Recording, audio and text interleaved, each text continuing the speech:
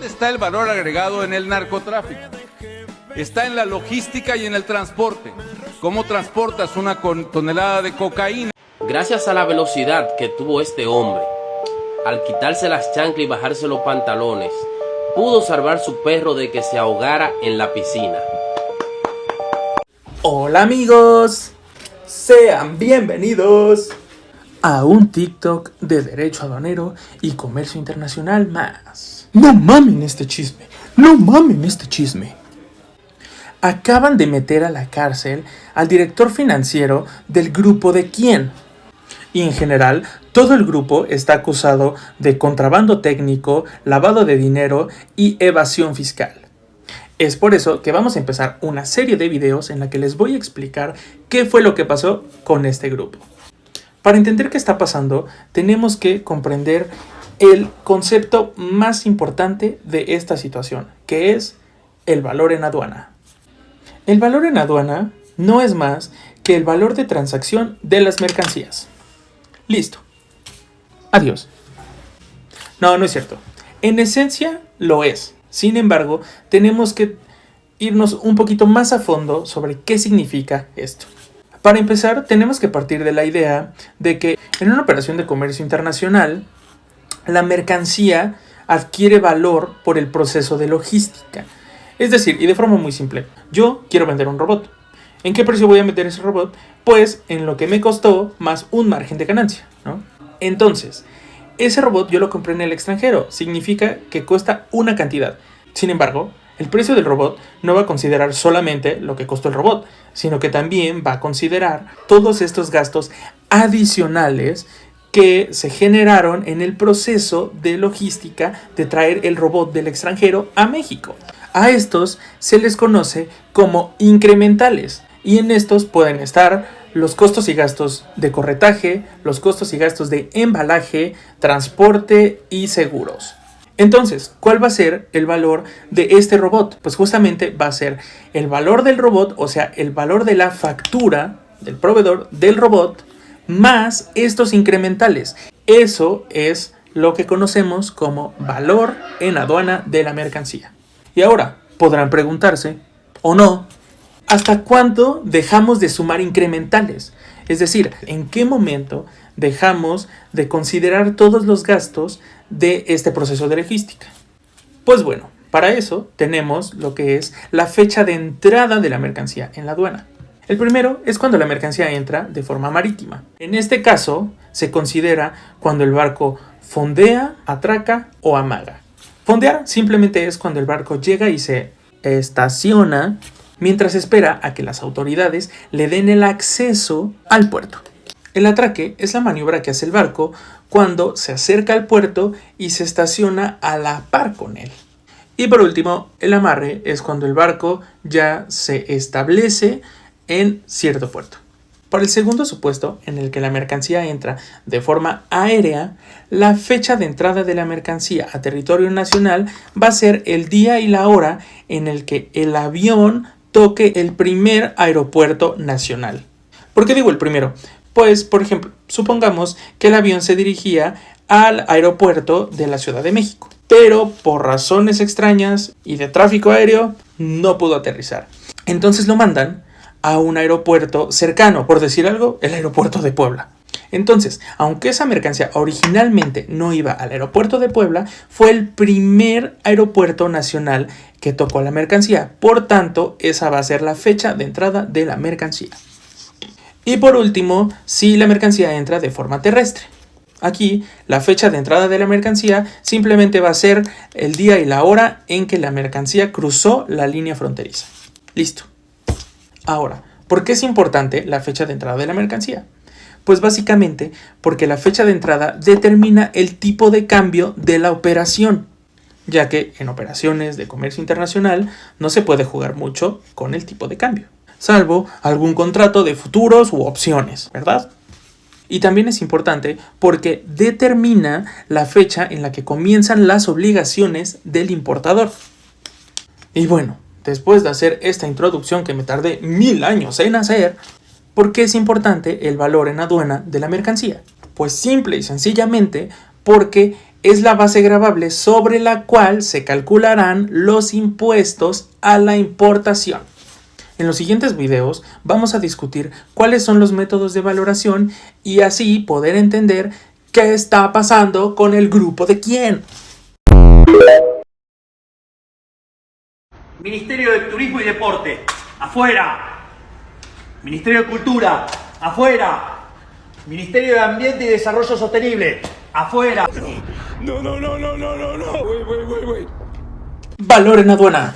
Valor en aduana. Valor en aduana. Después de la introducción del video pasado, podemos entrar en materia y hacer uso de nuestra siempre confiable ley aduanera. Así que procederé a leerles la ley aduanera de forma vacía y sin sentido. Capítulo 3. Base gravable. Sección primera del Impuesto General de Importación. Artículo 64. La base gravable del Impuesto General de Importación es el valor en aduanas de la mercancía, salvo los casos en... ¿En serio? ¿Me creen capaz de eso? No, no es cierto. Ya saben que aquí somos cristianos y... pues eso no, ¿verdad? Pero bueno, el valor en aduana de la mercancía tiene un capítulo dedicado en la ley aduanera, el cual es el capítulo 3, que parte del artículo 64 hasta el artículo 79. El artículo 64 prácticamente define el concepto de valor en aduana de la mercancía, el cual, como ya habíamos visto, es el valor de transacción de la mercancía. Es decir, el precio pagado o por pagar más los incrementales del proceso de logística. Y estos incrementales se definen en el artículo 65, en el que la ley nos dice que estos incrementales van a ser todas aquellas comisiones y gastos de corretaje, costos y gastos de embalaje, y gastos de transporte y seguros que se incurran en el proceso logístico. Por otro lado, el artículo 66 lo que nos indica es todo lo que no se considera un incremental, como lo son todos los gastos en los que se incurra después de haber realizado la operación de importación. Y también las contribuciones y cuotas compensatorias aplicables en territorio nacional. Para poder utilizar este método se tienen que cumplir ciertas condiciones, las cuales se establecen en el artículo 67. La ley contempla 4 condiciones particulares. La primera, que no exista restricciones en la enajenación o uso de las mercancías. Segunda, que el precio no dependa de condiciones o contraprestaciones que no apliquen como incrementales para el cálculo del valor de transacción. El tercero nos dice que el vendedor no puede recibir dinero por parte del comprador por esa operación particular una vez terminada esa transacción. Esa sonó medio raro, pero prácticamente es que después de una operación de compra-venta, el vendedor no puede recibir dinero por parte del comprador cuando esa operación se supone que ya terminó. Y por último, pero no menos importante, es que no exista una vinculación entre comprador y vendedor, y de existir, que ésta no haya influido en el valor de la mercancía. Centrándonos en esta última condición, la ley toma el artículo 68, 69 y 70 para definir qué significa que exista una vinculación entre las partes y lo que se tiene que considerar para este caso particular, de los cuales encontraremos que existe una vinculación de personas en tanto que una persona ocupe un cargo de responsabilidad en la otra empresa, si están legalmente reconocidas como asociadas en el negocio, si tienen una relación de patrón y trabajador, si una persona tiene directa o indirectamente la propiedad, el control o la posesión del 5% o más de las acciones, partes sociales, aportaciones o títulos en circulación y con derecho a voto en ambas. Si una persona controla directa o indirectamente a otra, esta está chistosa, pero la ley la contempla. También, si ambas personas son directa o indirectamente controladas por una tercera persona, o si juntas controlan directa o indirectamente a una tercera persona. Y por último, si son de la misma familia. Ahora, mis compañeros amantes de lo fiscal podrían preguntarme, oye, ¿y entonces qué voy a hacer si, por ejemplo, mi familiar me está donando alguna máquina, alguna mercancía? O si, por ejemplo, una empresa que tiene una filial en este país desea mandar maquinaria desde allá hasta acá. ¿Cómo le hago ahí? ¿A poco los gobiernícolas van a hacer que paguemos ese impuesto?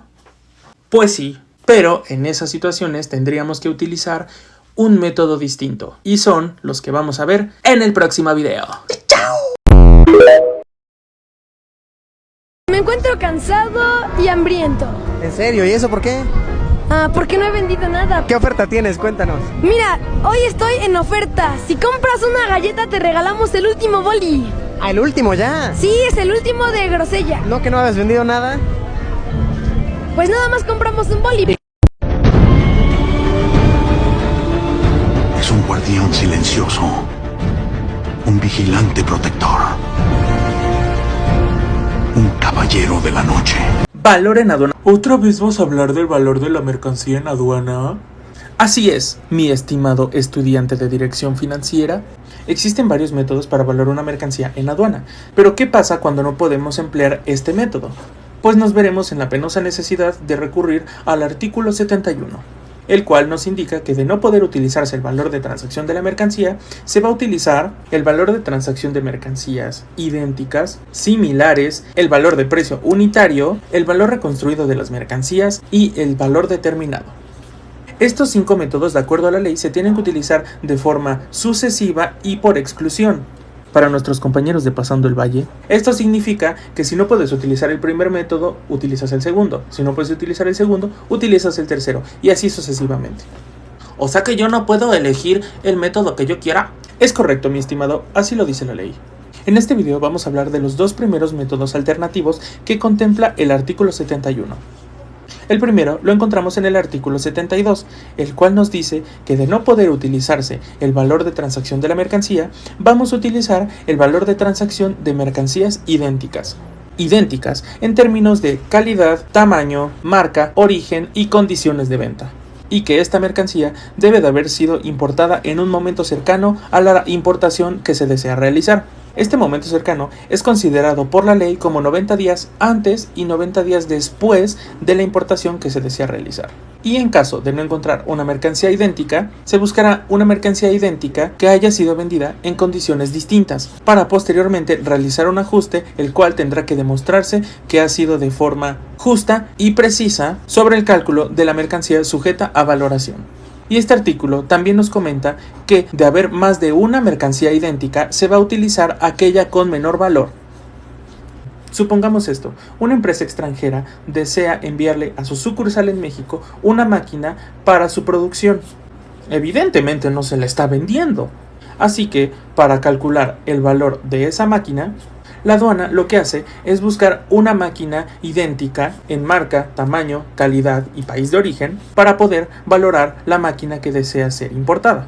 Y en caso de no encontrarla, buscaría una máquina que haya sido vendida en condiciones distintas y realizar los ajustes pertinentes. Pero supongamos que de plano nomás no encontramos ninguna máquina idéntica. Pues bueno, la ley nos indica que tendríamos que recurrir al valor de transacción de mercancías similares, las cuales fueron producidas en el mismo país y que, aunque no sean iguales del todo, tengan características y composición similar. Y nuevamente, estas mercancías deben cumplir que haya sido importada recientemente y que haya tenido condiciones de venta similares. Ahora, este artículo también nos dice que no se considera como una mercancía similar y básicamente nos dice 2 cosas. Si la mercancía tiene cosas añadidas en México después de la importación y si los valores de estas mercancías fueron modificados tanto por los importadores como por la autoridad. Y al igual del método pasado, en caso de no encontrar ninguna mercancía similar, se buscará aquella que se haya vendido en condiciones distintas y se hacen los respectivos ajustes. Estos son los 2 primeros métodos contemplados en el artículo 71. Para que quede un poco más claro, y con el permiso de la audiencia, procederé a darles un ejemplo de un poquito de mal gusto, pero que me sirvió a mí para entenderlo mejor.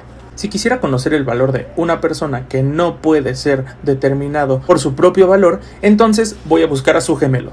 Si no encuentro ningún gemelo, bueno, entonces busco a su hermano. Y si no tiene hermanos, bueno, entonces busco a un primo.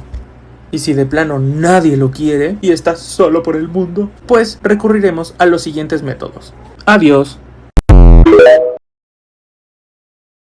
Que el cable está suelto, que el bache hay que taparlo, Aquí hay que terminar este bordo. Sí, se los encargo, por favor. Es que por aquí pasa el agua, señor. Ah, esto está bien hecho. Sí. ¡No tengo nada! ¡Pinche gobierno puto! ¡No tengo nada de ti! Valor en aduana, valor en aduana. Hola, hola, ¿qué tal?